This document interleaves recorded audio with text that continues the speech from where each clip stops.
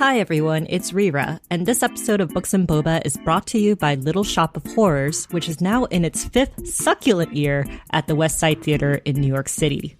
And right now, the man-eating musical has welcomed to the cast star of Crazy Rich Asians and Fresh Off the Boat, Constance Wu, and High School Musical's Corbin Bleu. Don't miss this delicious duo on stage together for a limited time only. Visit littleshopnyc.com for tickets and info.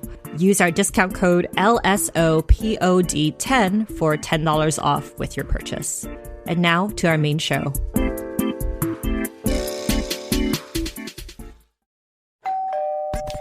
You're listening to Whoa! Potluck.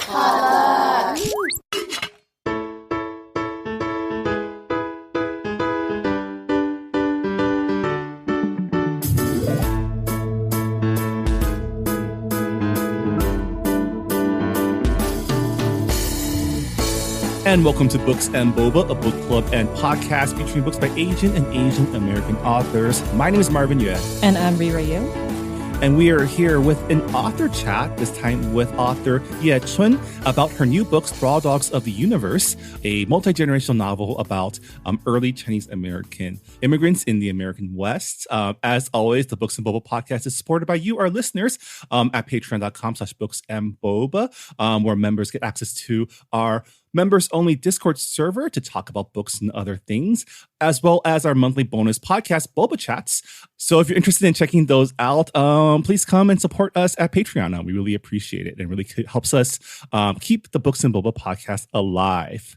But yeah, we had a really great chat with Chun about her book. Yeah, Chun is the author of How, which was longlisted for the 2022 Andrew Carnegie Medal for Excellence in Fiction. She also wrote a novel in the Chinese language, Peachtree in the Sea. I think this is the first time we've interviewed an author who actually wrote a novel in like the motherland tongue. Yeah, that wasn't like as well translated as English. into like the native language, right? Yeah, so it was really interesting to hear about Chun's experience working as a translator and how that translate into her writing.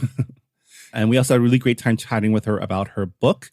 We asked her about her inspirations, about writing a story about the American West through a Chinese American perspective, as well as her own personal connections with the Chinese railroad workers. So please enjoy our conversations with Chun.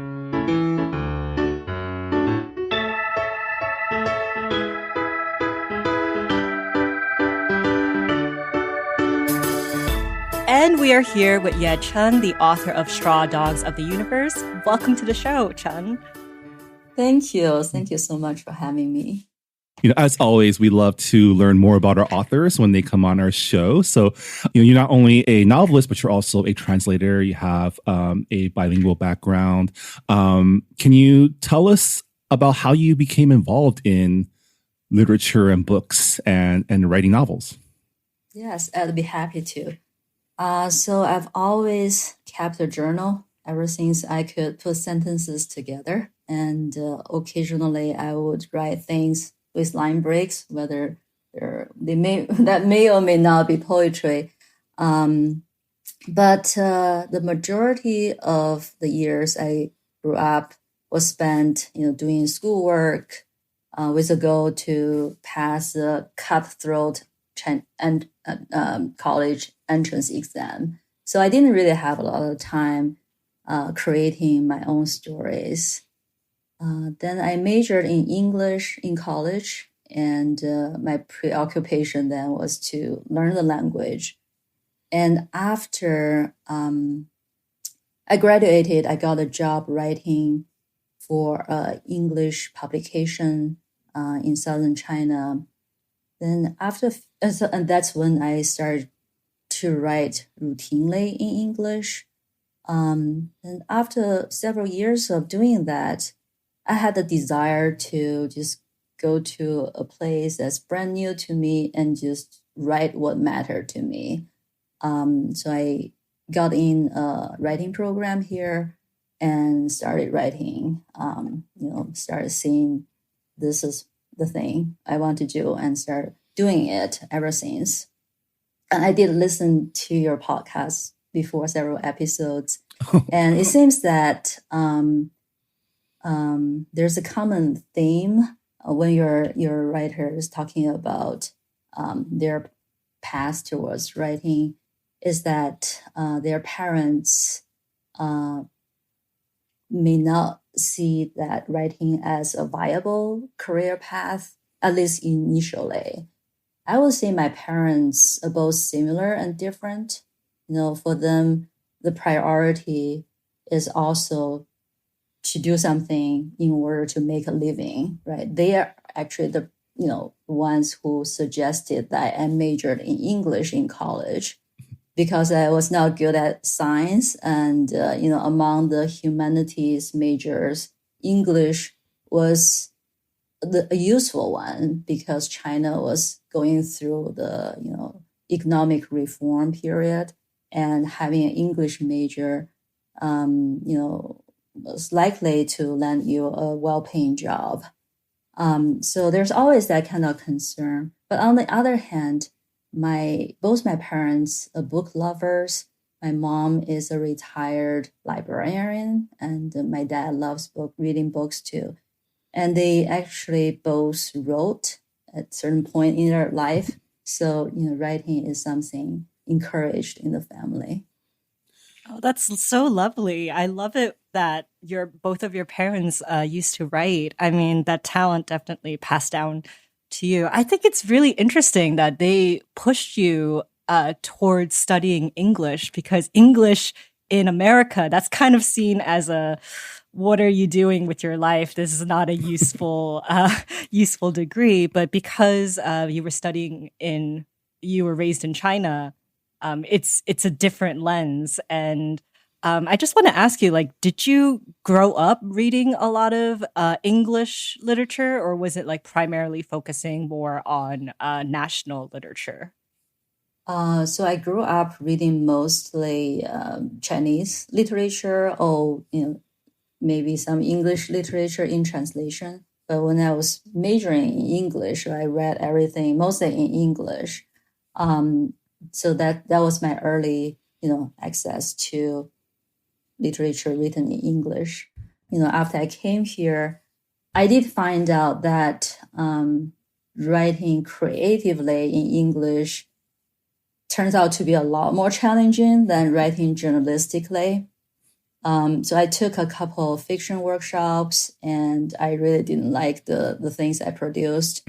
Then I switched to poetry, and just learned that, poetry seems to be a more tolerating genre a forgiving genre for non-native speakers, because it just involves a lot fewer words. And I worked out this self-translation process. I would write all my first drafts in Chinese. Then I would translate it back and forth between the two languages. And it worked well, and it sort of benefited from my bilingualism instead of having the two languages, fighting each other. So after several years of that, I wrote a novel in Chinese about China. And it seems that living away from the country sort of afforded me a more panoramic view of the country. Then later, when I went back to school to get a PhD, I had to use English so intensively, and I find myself writing my journal entries directly in English. That's when I sort of start to, that's when English became my dominant writing language. Yeah. I'm really curious about when you're learning to write fiction, what was it about writing in English that was so hard? Yeah. So when I first came here, that was 1999. I felt like writing creatively, you really have to, tap into your intuition. And back then, my native language, Chinese, is what flow, right? And English just felt very kind of artificial, and its words didn't flow. They felt forced out, and I didn't feel like I could write with conviction. So then I decided to, just write in Chinese, and until English became a more natural language, because after living here for 20 also years, Chinese sort of started to, some of them actually fade away. Some of my Chinese just faded away because I didn't get to use it every day.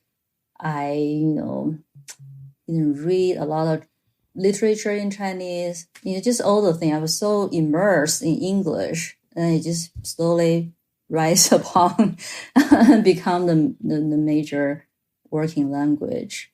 And nowadays, I guess the main difficulty is maybe the lack of naturalness, in the sense that native language you pick up a language naturally. If you read a sentence out loud, you instinctively know whether it sounds right or not, right? I already adopted that, but sometimes I'm tripped on prepositions. Is this off? Is this for? Is it in? Is those kind of things. Those are things I sometimes have to look up. So we've had Anton Her on our show before. He is a Korean translator, and he's mentioned how translating is almost a discipline of writing itself. And I'm just curious as to how has your background as a translator helped you as a creative writer? Yeah, it definitely helps a lot. I think the main benefit of translating is paying such close attention to every detail of the languages. So in my own writing, I want everything, every little thing to work well. Every word is the right word in the right place. I want all the punctuations to be right. I think it's just that kind of precision you develop through translation is something that's something I integrate into my own writing as well. And is your style different when you are writing in Chinese as opposed to English? Because I've noticed in the past, I would read, what is it? Like Keigo Higashino, for example, he's a Japanese novelist, and I would read passages that was translated in Korean, and it is a completely different style as opposed to it was written in English, but the original language is in Japanese. So I'm really curious as to if the style of your writing, translates into English when you're going back and forth. Oh, when I was working on poetry, when I did self-translation, sometimes I would change the original when I translate, from Chinese to English, because I was not just translating, I was also rewriting, revising. So sometimes I would leave the versions different, the Chinese version, English version, because some words just work better in Chinese, some works better in English, because you're working on both, not just the sense but also the sound for poetry. So maybe that's what's different between the two languages. You kind of want to make them both work, and it doesn't matter. They don't have to be identical. It's not even possible for the two versions to be identical, right? Translation is kind of recreation. It's not reproduction. So yeah, there's that difference. So I wanted to get into your most recent release, Straw Dogs of the Universe. Can you tell our readers? Can you tell our listeners a little bit about it? Oh, definitely.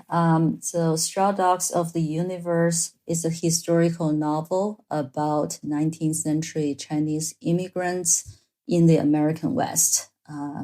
The plot centers around a girl looking for her father in California. And if I have to summarize the book in one sentence, I would say it's about 4 Chinese immigrants looking for family, fulfillment, and belonging in a land that doesn't welcome them. And where did the inspiration come from for your book? Like, do you have personal history with the first wave of Chinese immigration in America? I do have a personal history. My paternal great-grandfather actually came here to build the Transcontinental Railroad in the 1860s. He stayed for about 20 years and returned to China. But even before this, I actually didn't find out about this until that summer when I was researching for the novel. I always knew that this ancestor had worked overseas for 20 years, right? And, made enough money to go back home and build this 2-story house my father grew up in. So that's sort of the family lore. But somehow I didn't know the detail about, it's actually in California, building the railroad. But the initial reason that I got interested in the subject is that I was co-teaching an interdisciplinary course with a history professor at my school, Providence College, on East and West encounters. And one of the units was about early Asian immigrants in America and the kind of systemic pressure they were facing. So I was struck by how much I had not known about all this history. I didn't know that 90% of the Central Pacific Railroad workers were Chinese. I didn't know that the first U.S. immigration law was the Chinese Exclusion Act of 1882, which barred entry of Chinese laborers, and also banned those who were already here from becoming citizens. So I was, thinking, why such ignorance? I've lived here for so long. How come I could be ignorant of this history? And I thought maybe there are 2 main reasons. One was that my American education so far had mostly been centered around white experience. And secondly, early Asian American experience had been largely excluded from the narrative, from public discourse, largely written out of history. So after I finished my previous book, How, I started to learn about this history more in depth. And the best way for me to learn about it is to write about it. And that summer, when I was doing research, I went back to China. I talked to my dad, and he said, "Oh, that's where your ancestors been building the railroad." And suddenly there's that kind of personal connection as well.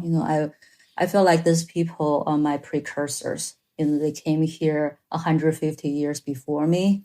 So I wanted to see how their experience was similar or dissimilar to mine.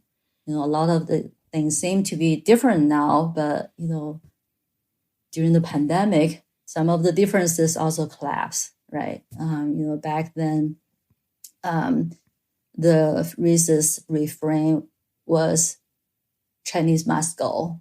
Hundreds of people would hold those torchlight rallies, shouting this in unison. And then during the pandemic, so many of us being yelled at, go back to China. So you see, the history echoes back in the present in very literal terms. Yeah. I mean, in fairness to you, many of us who grew up and went to school through our lives here also don't know much about early Chinese immigration. Like the Chinese Exclusion Act, Japanese American internment, those are all essentially like one section or even a footnote in the history textbooks, right? So it's definitely a piece of history that isn't really dwelled on in like our basic education, which is sad because it is such an important part of history. Like even learning about the railroad workers, like I'm still learning about them to this day, right? Like, you know, the way that your book centers on the Chinese railroad workers and depicts the struggles they went through as opposed to, you know, the railroad workers coming from the East where the terrain was much more flat, right? Like I think people don't realize that the reason why Chinese workers came to work on the transcontinental railroad was because the Western portion of it was so treacherous because it went through mountains. And so the regular white workers did not want to do it. So they had to bring in like expendable labor. Yes. No one else wanted the work. You know, initially they didn't even want to hire Chinese because of the anti-Chinese movement, but because no one wanted to do that kind of treacherous work, they had to hire Chinese. So, you know, thousands of Chinese worked on that railroad, and it's estimated that 1,200 died building that railroad because of that kind of work condition. And I think it's extra interesting because these days, you know, the Asian American narrative centers around like the model minority stereotype, whereas as close as like 150 years ago, like we were seen as the illegal immigrants, the people coming to take the jobs, the undesirables. And so quickly it changes when you have someone else you need to oppress, right? When we think of Westerns, the first thing that comes to mind are, you know, white cowboys, saloons. And it isn't until recently that we've had stories centered on Chinese immigrants, the first wave of Chinese immigrants, and the Chinese Americans who carved out lives here in California. Like some of the more recent books that came out are How Much of These Hills is Gold by C. Pam Zhang and Four Treasures of the Sky by Jenny Tinghui Zhang. And I just want to ask you, like, were there any books that helped you develop the setting for your own novel? Like, did you do field research? Because I know you're not from California, but you write the California setting so well. Thank you. Glad to hear that. I'm not from California. I did lots of research, also did the field research. To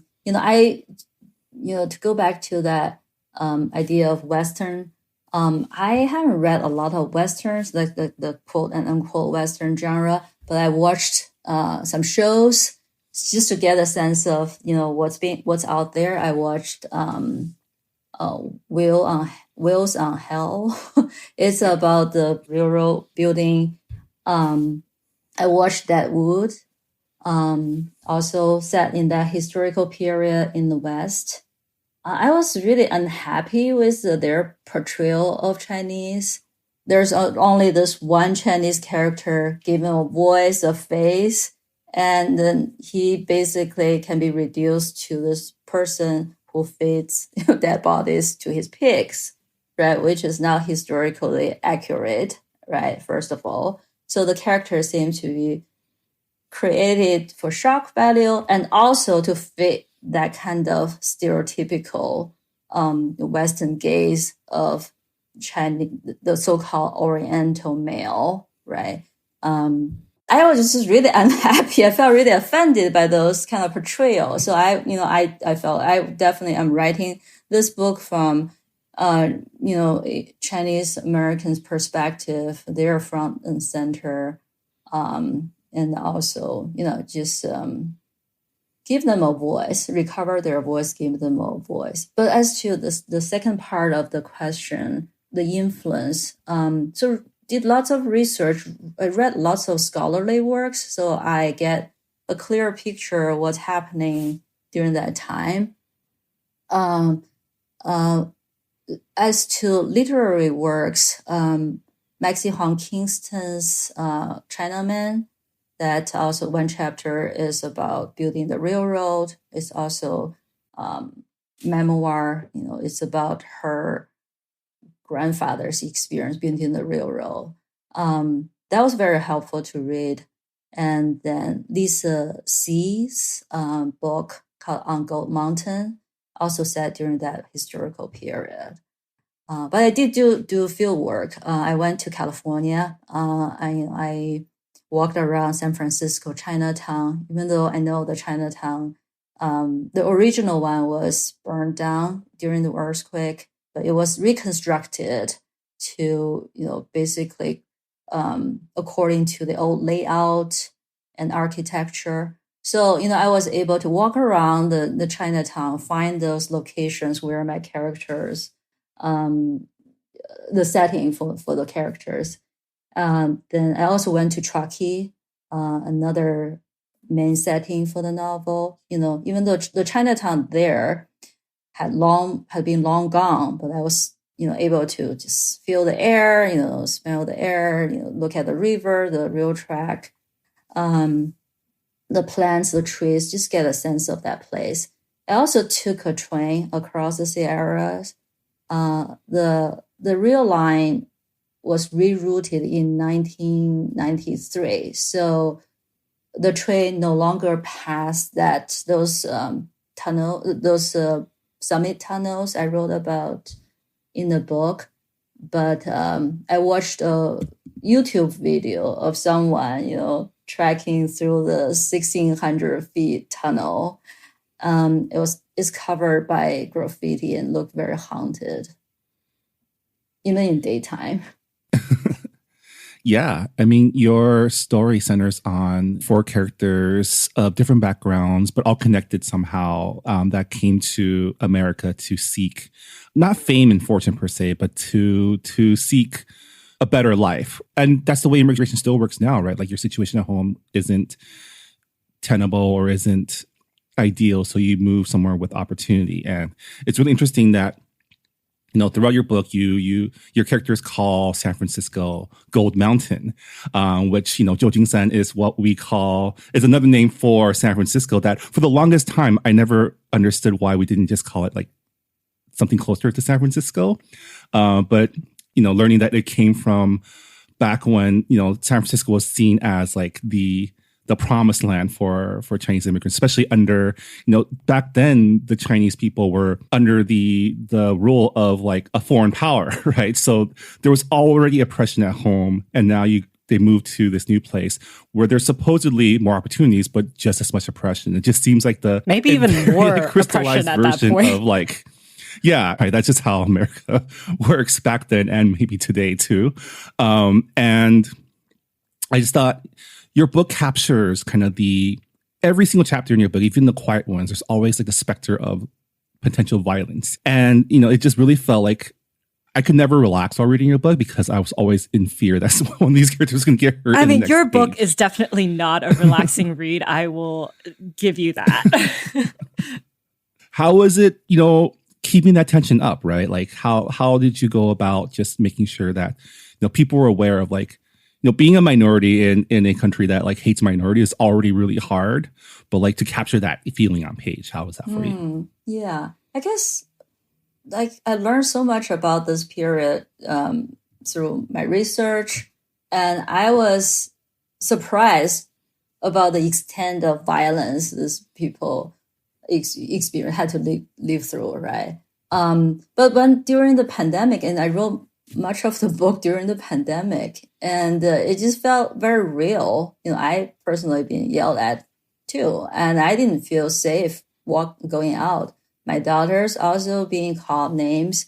So, those kind of things just suddenly feel, it's not history anymore. It's the present, right? So I definitely wrote some of my own emotional experience into the book. Yeah, it maybe when you say it's not a relaxing book, I totally agree. But I mean, I think in some way because it's something you can actually relate to now, right? It's not just something you imagine what happened in the past, but it's something that actually is still so present. Yeah. Yeah, I think like this generation has definitely like, I don't know, like it was a wake up call for a lot of young Asian Americans. Like, oh, it's like they can turn on us really fast. We can be the enemy and we can be seen as, diseased and unwanted just because of external factors that have nothing to do with us. And like, I felt the oppression when I was reading your book. I was like, wow, I feel like this wouldn't have hit as hard if it hadn't come out, if your book had came out before the pandemic. And I feel like the emotional impact definitely was part of the reading experience that made it more powerful, in my opinion. Oh, thank you. I'm glad to hear that. So your book has, I guess, 4 main characters if you count Daoshi. But you have Shishang, who is the 10-year-old who comes to America to find her father. And you have Guifeng, who's her father, who is working on the railroad. And you have Fei Yan, who is in the sex trade and was Guifeng's first love. There's a background story there. And I'm just curious as to, was there protagonists that jumped out at you in the very beginning? Like their voice came out very clearly? Yeah, even before I started writing the book, I knew I wanted to have a male character who's a real railroad worker, not only because of this family connection, personal connection, but also because that was one of the very few professions available for Chinese back then. You know, that yes, many Chinese were building the railroad. And also I knew I wanted to have a female character who's in the sex trade. And a lot of people forget that there were Chinese women. There were not a lot because of the Page Act, the 1875 that basically restricts Chinese women from coming to America, so that the men could not start a family, right? So the few Chinese ended up in California. Many of them were forced into the profession. Prostitution. So I didn't know what their dynamic would be like, but I knew I wanted to write about them. Then when I started free writing, the child character, Sixiang, sort of emerged, possibly because my daughter was 10-year-old back then. So I felt both scared and compelled to imagine what would happen to a girl like being taken away from home and being alone in this alien world. Then the narrative of the girl looking for her father came after that. And then when I was reading about the father's railroad days, Dao Shi, the Dao Shi character, surfaced because I felt I needed religious, like spiritual presence in this community. You have a quote in your book that really struck me. It was, "This is Gold Mountain, we're all shapeshifters." And all of your characters go through transformations throughout their lives. I mean, you have Fei Yan, who was a prostitute and, through circumstances, she dresses up as a man and finds independence in her own business. You have Shishang, who was kind of working as a servant for a Chinese family, was sold and got quote unquote rescued by white missionaries. So like everybody has their own journey, their own transformation.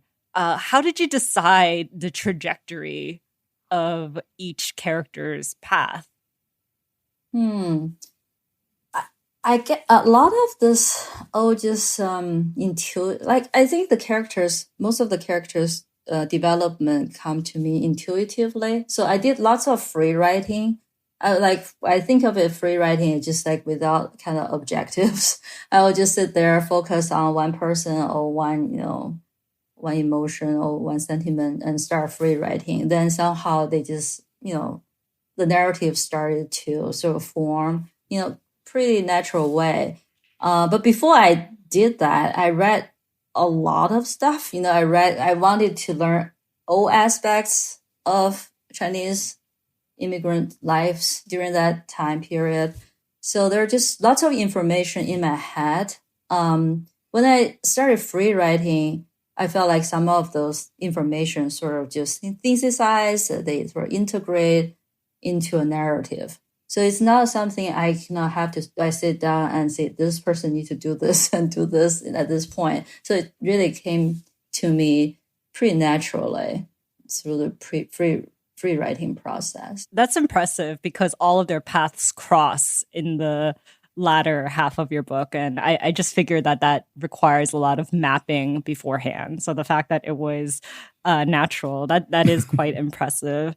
Yeah. And your novel spans decades, right? It's like we meet Wei Fang when he first comes to the States before his daughter's even born. And then we meet his daughter when she's 10. And then it goes on until 20. So 10 years. Yeah. Like, what was that like deciding upon that structure and going back in time? The alternating. Yeah. The alternating timelines. That structures, I think that was borrowed from Toni Morrison's A Mercy. So I was reading Toni Morrison because, this is a new genre for me, a historical novel.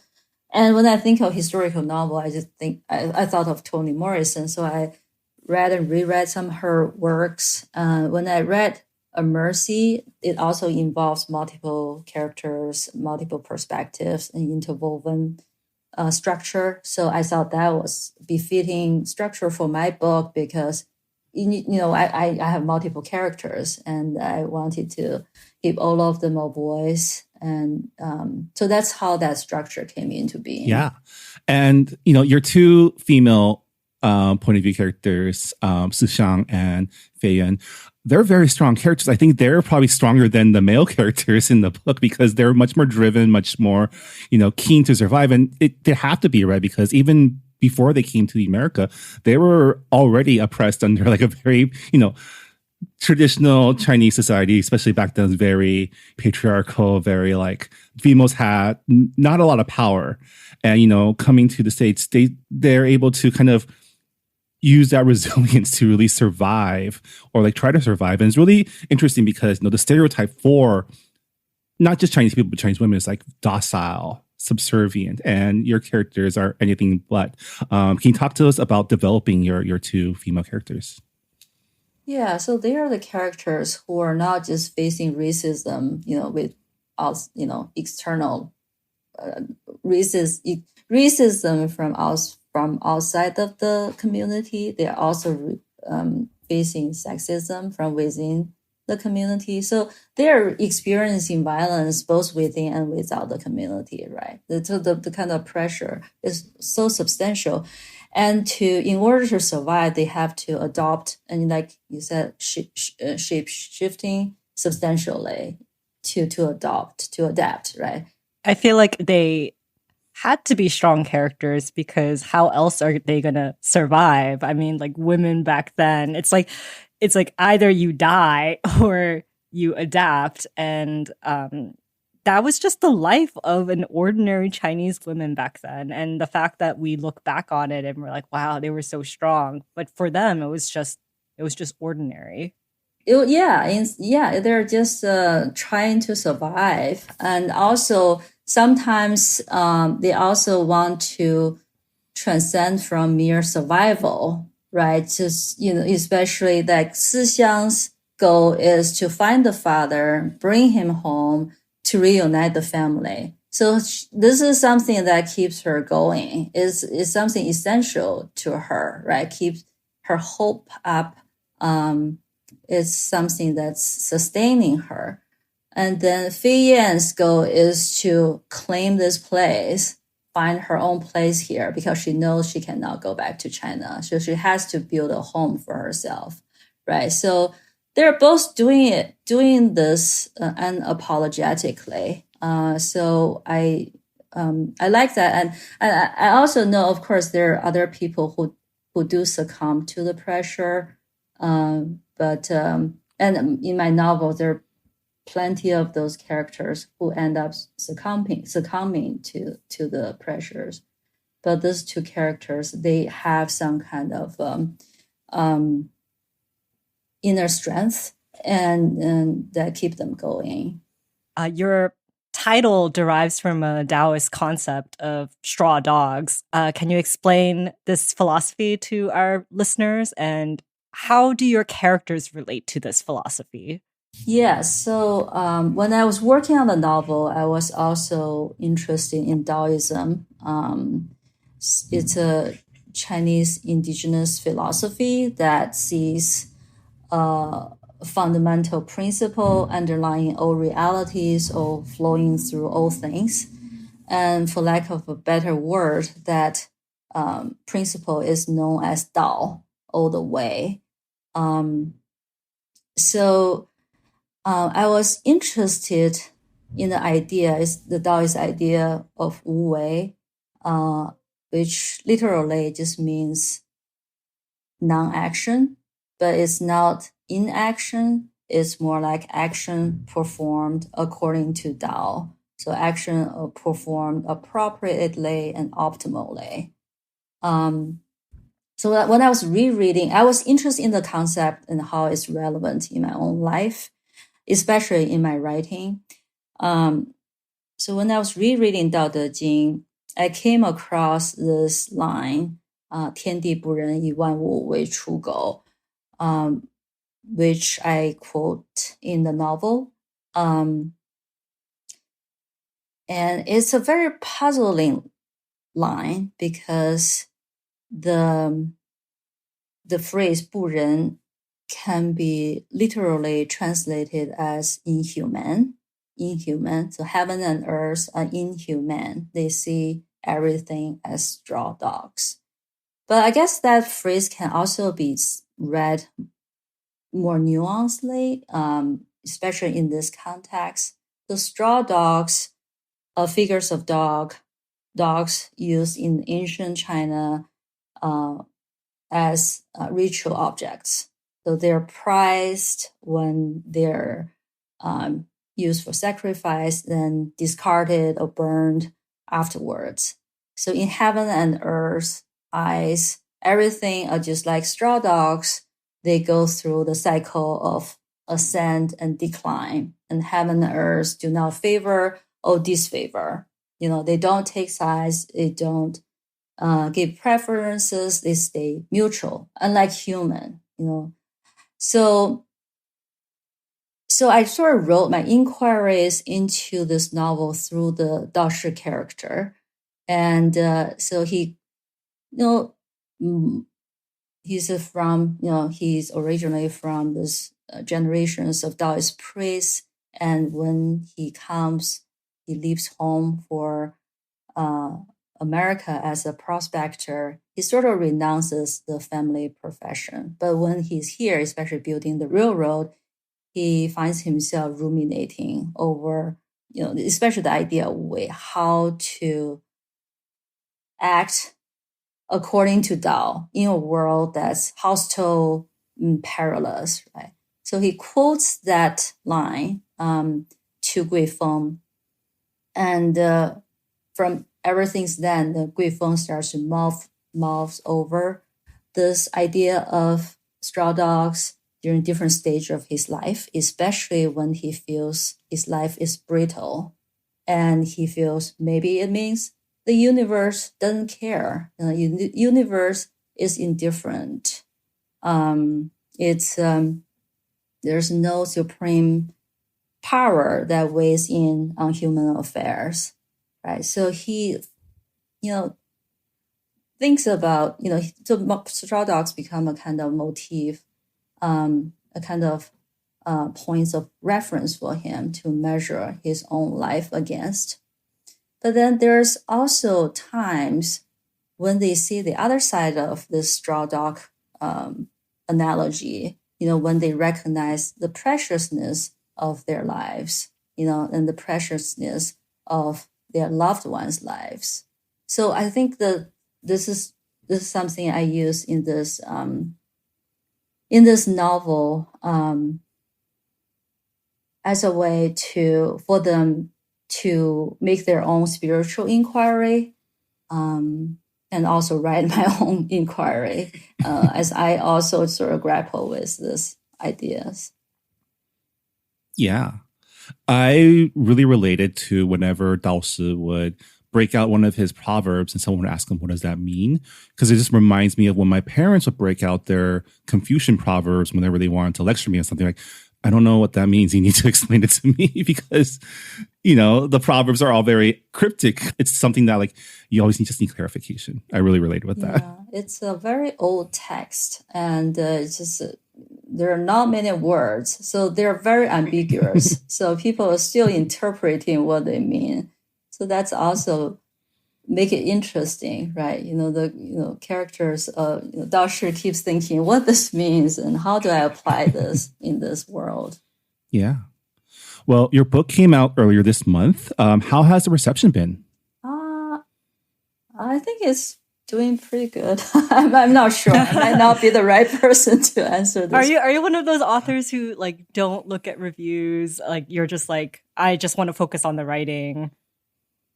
I mean, at the initial stage, before it came out, I did look at reviews. And now I just feel like I need to limit myself to looking at those I think that's a healthy decision. Yeah. Not checking emails too frequently, so just, it's for the sake of self-care. Well, I think it's a wonderful book, very beautifully written about a very important time of history. So are you working on anything new or are you taking a break from writing for a little bit after this book? Yeah, I'm taking a break. I was writing some poems in the summer and now just during the semester, just, working, teaching. So a lot of things going on. Hopefully I'll start something next year. No pressure.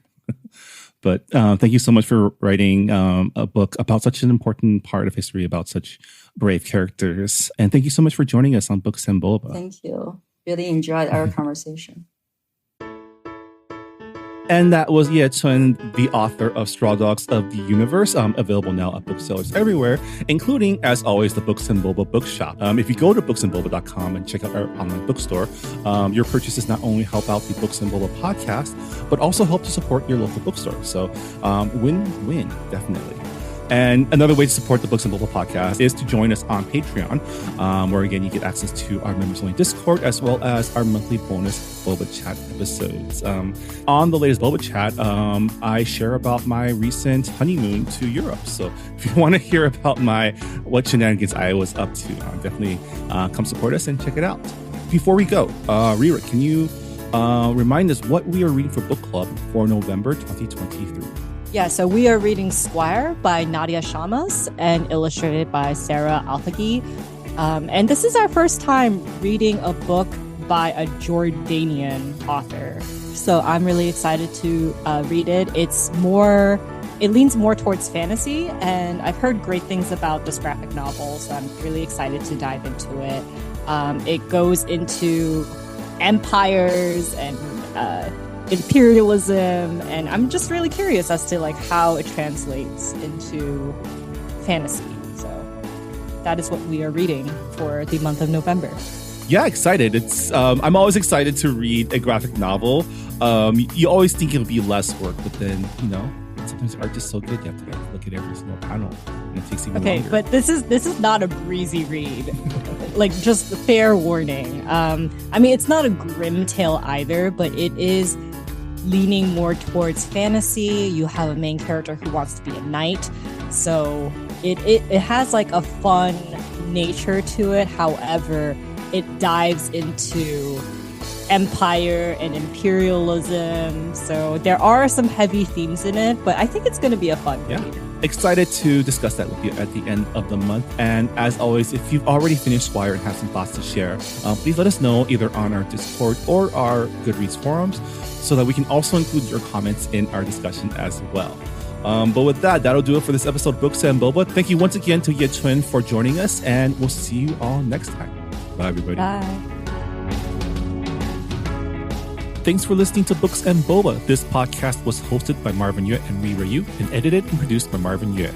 Follow the book club on Twitter and Instagram by going to @BooksandBoba and engage with us on Goodreads on our Goodreads group. You can also check out past episodes of the podcast by going to booksandboba.com and by subscribing to us on your favorite podcast app. Don't forget, you can support Books and Boba and Asian American authors by purchasing books at our bookshop.org account. Check out the link in our show notes and also at booksandboba.com. Books and Boba is a proud member of the Potluck Podcast Collective, a collective of Asian American hosted podcasts featuring unique voices and stories from the Asian diaspora. Learn more about the collective and check out our fellow Potluck shows by visiting the website podcastpotluck.com. Thanks for listening.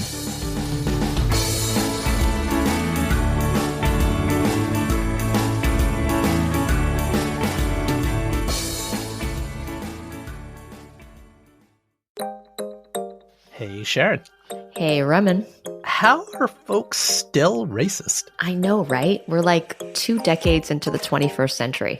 Yeah, and second question, where's my jetpack? Well, I can't help you there, but have I got a podcast for you. Modern Minorities is a show where each week my longtime pal Raman and I uncover common and uncommon truths that we all need to hear for our majority brains and ears. Yeah, Sharon and I have spoken to doctors, lawyers, directors, climate activists, angry Asians, athletes, chefs, writers. Folks who are Black, brown, gay, straight, and everything in between. Past guests have included comedian Margaret Cho, Southern Poverty Law Center journalist Geraldine Mariba, comics creator Jean Lun Yang, and many, many more. We've even talked about Ramadan, Black History Month, Kamala Khan, and Robin being queer. It's like we're trying to solve racism with the podcast. Challenge accepted. So check out Modern Minorities at modmypod.com or wherever you get your favorite podcasts. Remember, we're all modern minorities, but we're no one's model minority.